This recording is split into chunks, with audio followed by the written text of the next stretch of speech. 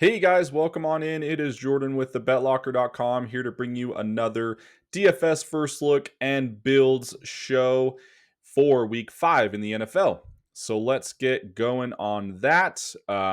Before we dive in, as always, buy yourself some good karma, hit the like and subscribe button. It does help. And I will pop up and we can go through these lineups together. We crushed props last week. Me personally broke even last week in the DFS streets. I was on every single guy needed, and the one switch that I needed to finish top 10 in one of the multi-entry lineups was I tried to get fancy with Derrick Henry, tried to get different in that one spot. If I would have switched him out with Jonty, I probably would have been in top 10 with my Penix and Drake London stacks. So such is life. That is DFS, and that's why we continue to do it, because no harm, no foul. Didn't lose any money. Actually profited just a teeny bit. Basically broke even, and we get to play again next week. So I was looking all morning at this week's slate. Only 10 games this time. Usually we have 12. I think this is going to be the smallest slate looking forward for the Sunday's main, just because we have that early morning London game again. And I think, I don't remember what week it is, but I know there's one week with only 9 games. So 10 games, a little bit more condensed. You can kind of look at more spots. And like when you get those last pieces in, instead of having 4 options, you're going to only have 2. So, now remember, guys, you only really have to get different in 2-ish spots. I mean, that's what I've been noticing in the Millie Makers, the $1 million lineups. I mean, the only spot he got different was well, he didn't end up winning, but Adonai Mitchell would have won the Millie Maker. That was only different one spot. Marion Hampton was chalk. Um, who was it? James Cook and so on. So taking the chalk in a lot of spaces, but I mean, you only get different in those couple spots. So here is obviously the first look. As always, like I've explained before, I like to cash out my money before anything happens, because then I get deposit bonuses, and if I see it, I spend it. So I build up my lineups, see what best contests those lineups are looking like they should go in, whether it be single entry, multi-entry, then I get in those. So let's look at it doesn't matter what entry you pick right here. Basically all the contests are the same week to week now. So I was looking this morning, and as always in my shows, I like to give the rushing targets that we're going to try and get and the passing targets, and then kind of build off of those. So rushing targets right off the bat. Top is Miami's given up 158 yards per game for rushing attacks. So they're playing Carolina. So if you look at that, I mean, Chuba Hubbard's the guy, right? He hasn't really done anything crazy yet. He is dirt cheap this week, and I mean, you could see 26th ranked. But at the same time, I mean, you could go to him all you want. You have a lot of bring back options with Miami and so on. So could build some stacks with Bryce Young. Who knows? He's just such a wild card person but he's so cheap this week. I mean, Bryce Young is, let's see, I think he's in the 40. Yeah, he's only 4,700. So, but rushing attacks. Carolina's up first. Miami's given the most on the 10-game slate. The next would be the Giants. They're giving up 153 yards per game. So that's the Saints. And what they did last week was, let me show you the Saints. Obviously, Alvin Kamara comes to mind, right? Well, they ran a lot of, and why can't I find them? There they are. They ran a lot of this guy right here, Kendre Miller. He had 11 attempts, 65 yards, 1 touchdown, versus Alvin Kamara, which was 15 attempts, 70 yards, and no touchdowns right there. Had a couple receptions, nothing crazy. Kendre Miller had a couple breakout runs. His touchdown was like a 20-yarder. So if you take that away, if he doesn't get a 20-yard run there with a touchdown, he's not looking any better than Alvin Kamara. Point is, the Giants are giving up 153 yards rushing on per attempt or per game. So that could be a target. Another one would be Arizona. Tennessee's given up 141. Tennessee's defense is horrible. So you could target Arizona, which would be Benson again, but James Conner out. They're kind of running out every running back they have. So Demicardo, I think, was the other guy. I remember we talked about that in the props show, which we crushed those props again. So don't miss that tomorrow. Anyways, let's go ahead and so that's some of your rushing attacks. Houston's maybe another one. Baltimore's giving up 141 yards. Lions is another one. Bengals are giving up 135 yards. If you watch the Bengals, I mean, their defense is terrible, but their offensive line is the worst in the NFL right now. So maybe you target Lions defense again this week. But honorable mentions, Cowboys, target Miami. So those are all the rushing teams that I am kind of probably going to be targeting. So, and then wide receiver, or not wide receivers, but passing targets, I'm going to be targeting same thing. Jets against the Cowboys. Cowboys giving up the most. I mean, I know they had that outlier game against the Giants, but they're still averaging 297 yards per game for the opponent. But I mean, their secondary doesn't look great at all. So you'd be targeting Jets guys there. But if you're targeting Jets guys, I mean, Cowboys defense doesn't look great whatsoever. Are they going to be running the ball more with Justin Fields? Does he even throw it a lot? The good thing about that, though, is if you do go like a Justin Fields, which I think is going to be very popular, stacks with Justin Fields this week. But hear me out. I was looking this morning. If you do go like a Justin Fields, Breece Hall, who is only 5,600, and then you go Garrett Wilson, which is we cashed in a prop. Sorry, this is a side note. We cashed in a prop on Garrett Wilson over 5.5 receptions on Monday night. If you watch that game, he was only at 4 going into the last drive. He got the 5th one for the touchdown, and then I was like, it's over. Then they got the ball back with 3 seconds on that 2-yard line, and the last pass was to him to cash it for the 6th reception. Insane, crazy, hilarious, but it happens. Sometimes that goes your way, sometimes it didn't. Monday night, it went our way, which was awesome. Anyways, point is Dallas secondary is awful, and Garrett Wilson makes the craziest catches. He has probably the best hands in the league right now. If you go him, Justin Fields, Garrett Wilson, Breece Hall, and you could even go, I think it's Mason Tyler. Yeah, Mason Tyler, their tight end. I mean, if you notice it, when Justin Fields does pass, it's to these two guys right here. So, but does he run more? Who knows? My point is, Dallas defense secondary, horrible, worse in the league, giving up 297 yards. So if you do a stack like this, and then maybe you do a bring back with, I mean, you could go someone from Dallas side. I don't love anyone. I mean, obviously CeeDee Lamb's out. You could go George Pickens. You could go Kevontae Turpin. He's the fastest guy ever, but he's just such a wild card. You don't know if he's going to give you 2 fantasy points or 15. So you could get crazy, and you could go, because how many rushing yards is the Jets giving up? 130 yards per game for against the Jets for rushing. So you notice a lot. They have been running Javonte Williams a lot. So you could maybe go him as the bring back if you wanted to do a bring back. And there's all your pretty much your stacks. If you want to do these types of stacks, a concentrated offense is really well. So Justin Fields, literally, it's the guys that are scoring all the fantasy points on the Jets is Justin Fields, Breece Hall, Garrett Wilson, and Mason Taylor. That's it. And so unlike, maybe like the Lions, who do look great for an onslaught this week, but they have so many weapons. It could be Jameson Williams. It could be Amon-Ra. It could be Laporta. It could be Gibbs or Montgomery. And so it's just, it could be so spread out. But when you pick guys, it's very concentrated. 2 receivers, that's it. The running back, Braylon Allen, I think is going to go on IR. So Breece Hall is just going to be even more of a workhorse. So at least this is concentrated, and you could go a bring back if Dallas is up and they're running the ball more, or just getting those yards like they're supposed to against the bad Jets rush defense. So there's something of a build. Wide receiver wise, I was looking.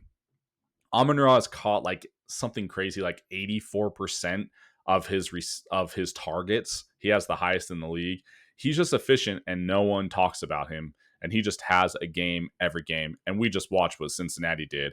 Their defense is, it's just god awful. So I'm always big on Nico Collins. I've been on him every single week, and I'm waiting for that breakout game along with Stroud. And maybe this is the one. Baltimore is giving up. How many is Baltimore giving up? 265 yards per game for passing. This could be finally the Nico week that we've always wanted. I've played him every single week. At least Nico. I've played Stroud every week because I feel like it's going to go off, and it just hasn't yet. But I'm always big on him. Let's just say we plug him in there. And you still got 5,600 remaining. I could tell you one thing, defenses. I was looking at defenses, and if you watch my last video, defenses do matter. I do promise you that. And it clearly showed that week that the Vikings got 30 with the 3 touchdowns. Last week, Patriots got 19 points. The Lions got 11. So I believe Lions was in the Millie Maker lineup. And so you still needed those defense. That doesn't sound like a lot, but that can make up a lot of points, if you have one bad player somewhere, and that defense makes up for that no one else has, because everyone else just plugs in whatever defense they want or whatever fits. I think Saints are going to be very popular because of Jackson Dart, which I know I ate my words, and Jackson Dart wasn't the savior, but the Saints are favored this week, and it's Jackson Dart's second start. So that, I think that's going to be the most popular defense because it is so cheap and it makes everything work.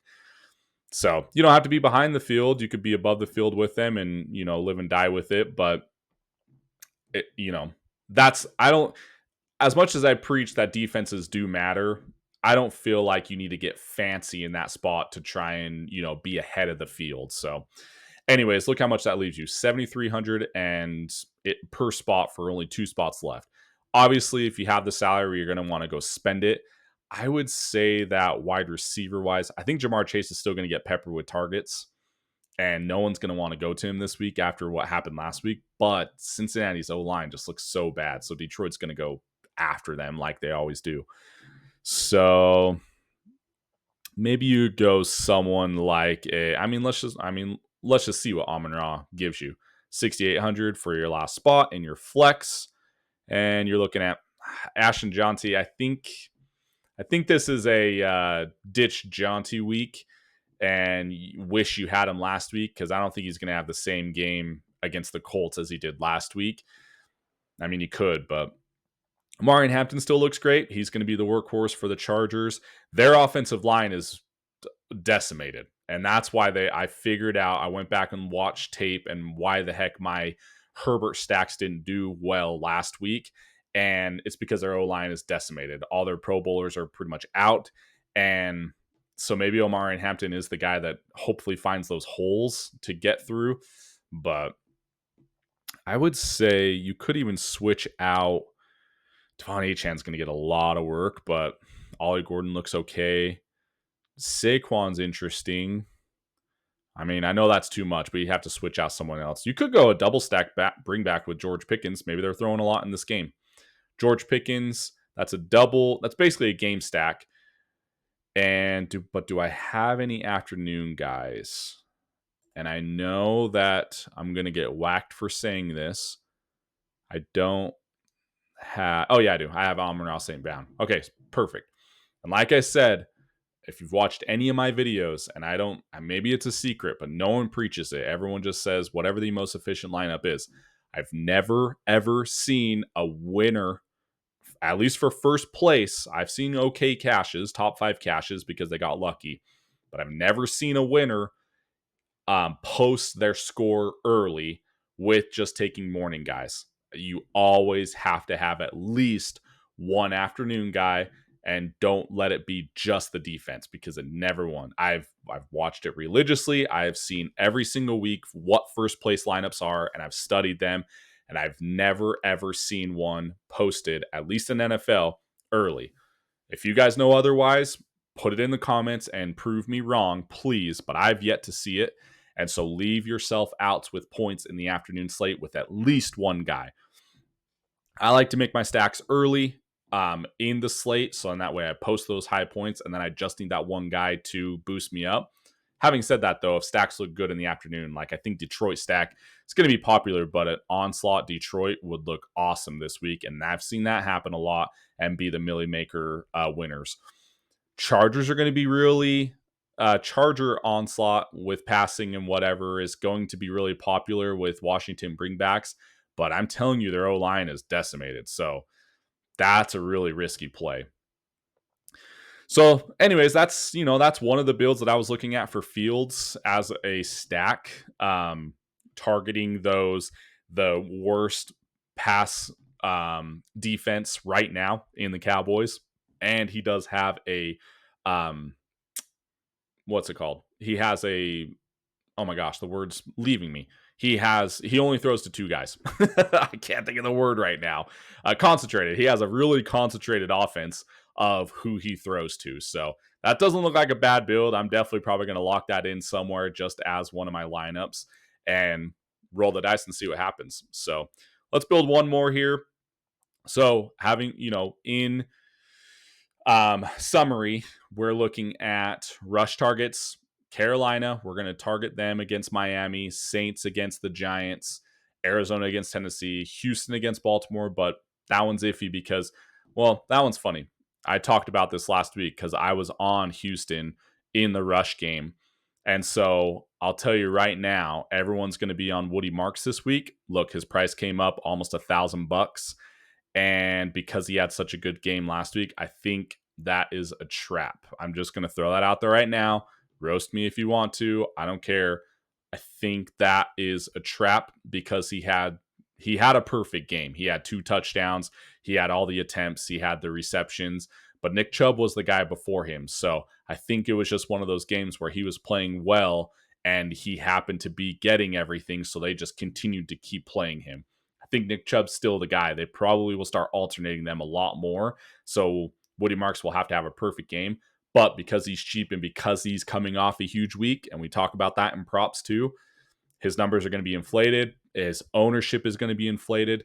And that's probably something that you dodge and, feel great about. So, anyways, Houston against Baltimore, they're giving up 141 yards per game for rushing, and Lions against the Bengals. Passing targets, the Jets versus the Cowboys, the Houston Texans again against Baltimore. So there's an ongoing theme here with Houston in passing and rushing.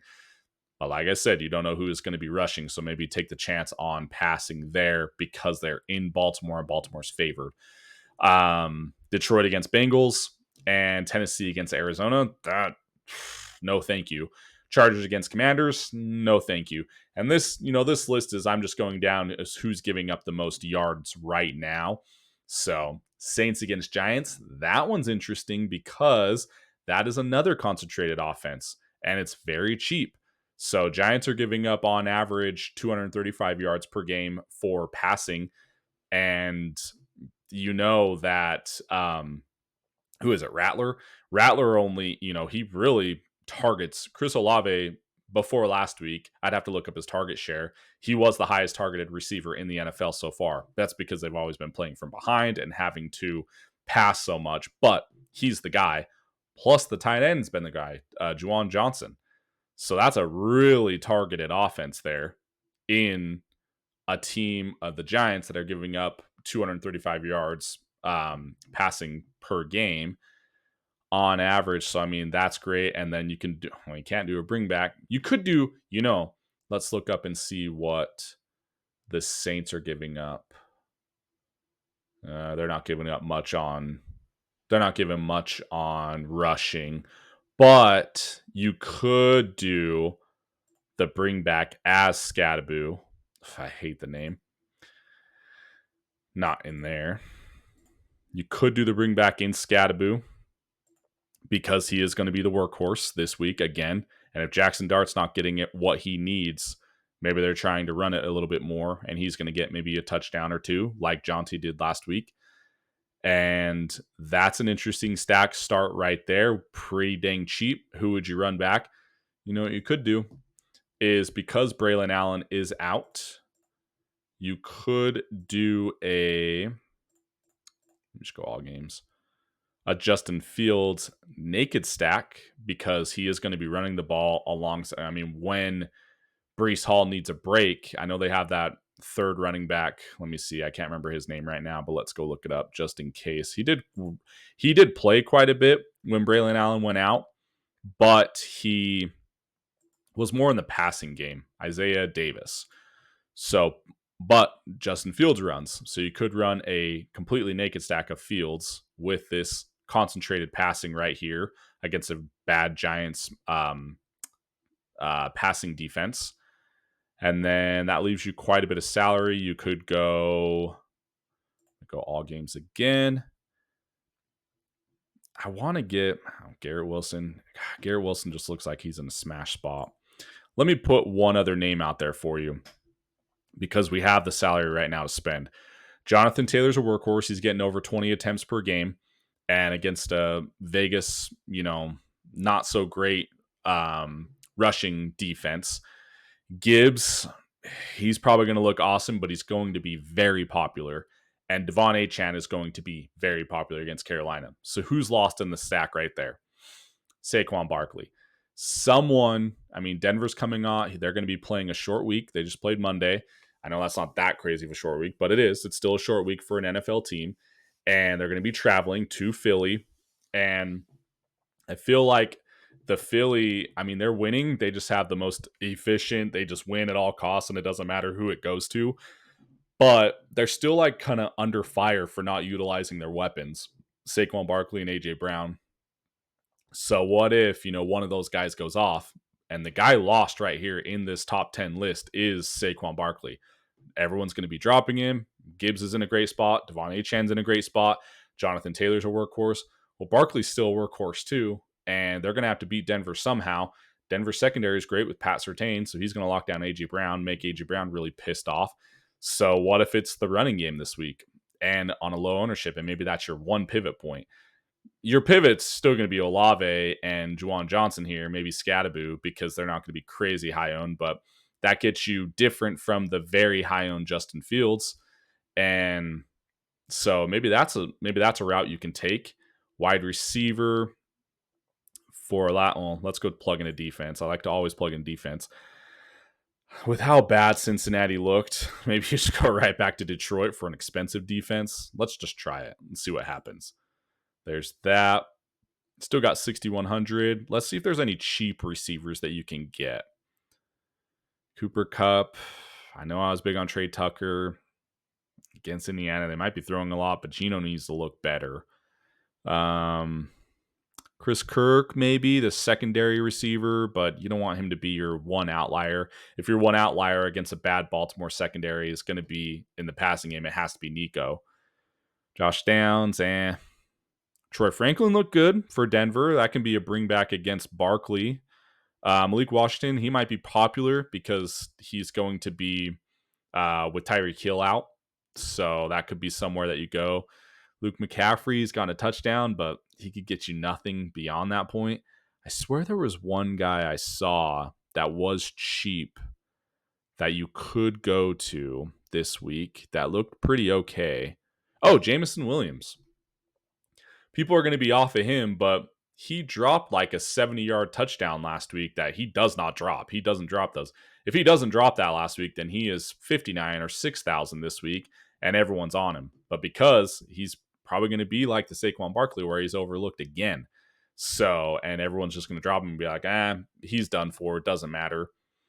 I don't think he is. He has those big potential upside. And against a Cincinnati defense, maybe he's your guy. He's your pivot point, like a Barkley and like Jameson.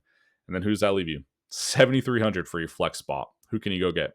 Devon Achane, workhorse for Miami against a Carolina defense that gives up 129 yards per game for rushing. And you know that he's going to get peppered with targets now too because they're down Tyreek Hill. So he's going to be in the pass game a lot more. That's not a bad lineup. I'm probably going to lock that one in. So there's two pretty damn good lineups for you guys to be thinking about and what you should be thinking about in this only 10-game slate this week. Concentrated offenses and target those rushing teams and those passing teams that are bad against the rush and the pass, if that makes sense. What could be this week is onslaught, um, Lions, and onslaught, Jets right here. It could be the week for that. But most of the time, what we have been seeing this season is you only have to be different in about 2 spots this year. So that's different from last year, where you had to be different in like 3 to 4. But in the NFL, I've been noticing, especially this season so far, only 4 weeks in, is you don't have to get crazy. You can eat the chalk and just be different in a couple spots. So I'm going to continue to look at my projections. I'm going to get those down packed, and I'm going to get down the ownerships, and then I'm going to make my cheat sheet. And here's what it looks like right here. And I give the top 3 to 4 in every single position, and the under 10% owned favorites, and the top stacks and the Hail Mary stacks. I've nailed every single stack that has been, or I've had every single player needed, at least one from each position that has won the Millie Maker. So these have been crushing. They've been so popular. I love giving them out. That's why I started this whole thing, honestly.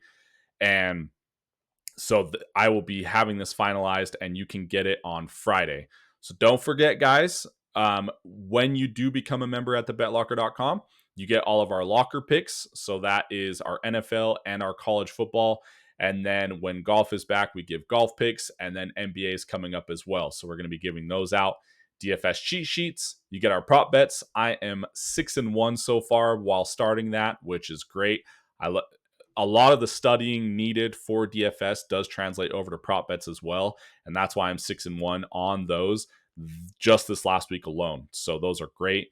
You get our daily picks, which we do give those out every single day, at least 2 picks, and those have been crushing. We went 2-0 one night, 2-0 one night, and 1-1 the other night. So we're crushing those always, and then always you get our free picks. So, but most importantly, on top of all of this, with your membership, you do get access to our Discord community, and that's where all of your everyone's no stranger to Discord. We have all of our like minds, like brains in there, giving out winners and bouncing ideas off each other and who we like.